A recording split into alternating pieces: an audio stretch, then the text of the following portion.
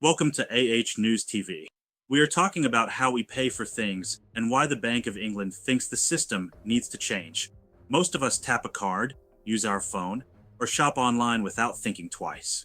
But behind those simple actions is a system dominated by a small number of powerful companies, rising costs for retailers, and growing concerns about resilience and security. The Bank of England is now asking a big question. Should paying directly from your bank account become a normal option alongside cards? And what would that mean for consumers, businesses, and the wider economy? When most people hear about changes to the payment system, it sounds distant and technical. So let me start here. Every time we buy a coffee, pay for groceries, or shop online, we almost automatically reach for a debit or credit card. Cash barely gets a look anymore. With cards now handling nearly 2/3 of all payments in Britain, why does the Bank of England believe this heavy reliance has become a problem worth fixing? The main issue is balance and control. Right now, the UK payment system depends heavily on card networks run by a small number of global companies. That works well most of the time, but it also creates risk. When one method dominates, it becomes a single point of failure. If there is a technical outage, a cyber attack, or even a pricing dispute, everyday economic activity can slow down or stop. The Bank of England wants to avoid a situation where one disruption affects millions of people at once. There is also the cost factor. Card payments come with fees, and those costs are not evenly shared. Big retailers can negotiate better rates, while small shops often pay much more. Over time, that puts pressure on local businesses and can push prices higher for customers. So this is not about banning cards. It is about making sure the system is more competitive, resilient, and fair. The Deputy Governor of the Bank of England talked about giving people the option to pay directly from their bank accounts, both in store and online. That sounds simple on the surface, but it is a major shift. For viewers at home, what would direct account-to-account payments actually look like in real life? And how would they be different from what we do now? In practical terms, it would mean paying straight from your bank account without a card acting as the middleman. You might scan a QR code, approve a payment in your banking app, or use a secure digital prompt at the checkout. The money would move directly from your account to the retailer's account, almost instantly. There would be fewer intermediaries involved, which can reduce costs and speed things up. Importantly, this would be a choice, not a replacement. Cards would still exist and still be widely used. The idea is to add another option that works alongside them. Other countries already do this successfully.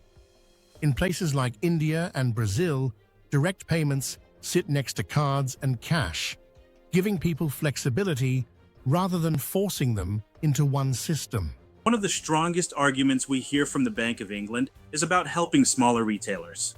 Many local shops say transaction fees quietly eat into their profits every single day. How big is this issue really? And could more competition in payments genuinely make a difference for small businesses? For small retailers, payment fees are a serious issue. Research shows they can pay up to 4 times more in transaction costs than the largest retail chains. That is money they cannot invest back into staff, stock, or keeping prices competitive. More payment options mean more competition. When banks and payment providers have to compete for transactions, fees tend to fall.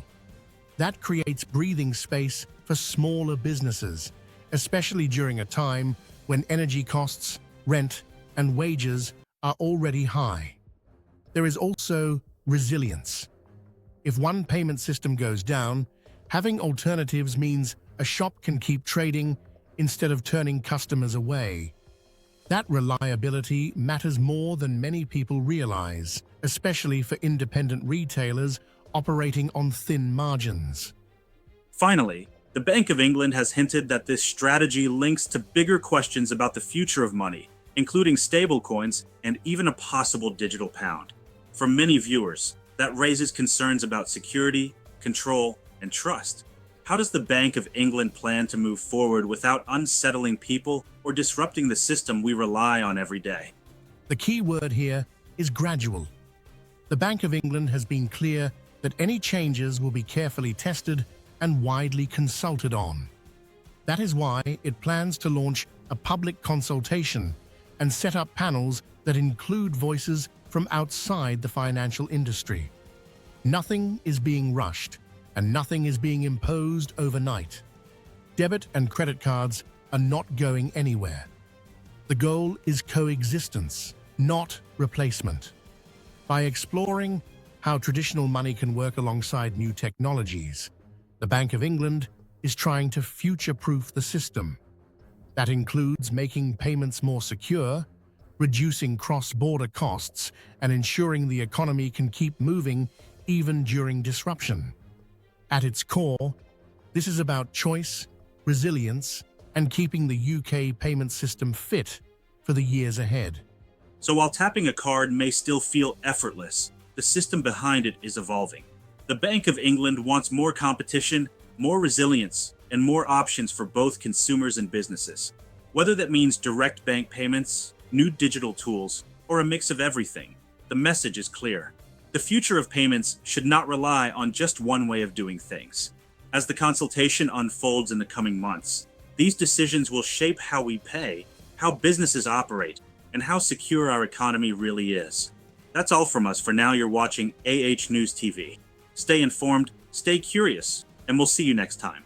If you haven't already subscribed to AHNEWSTV, click the bell icon so you'll be notified of any new videos I post.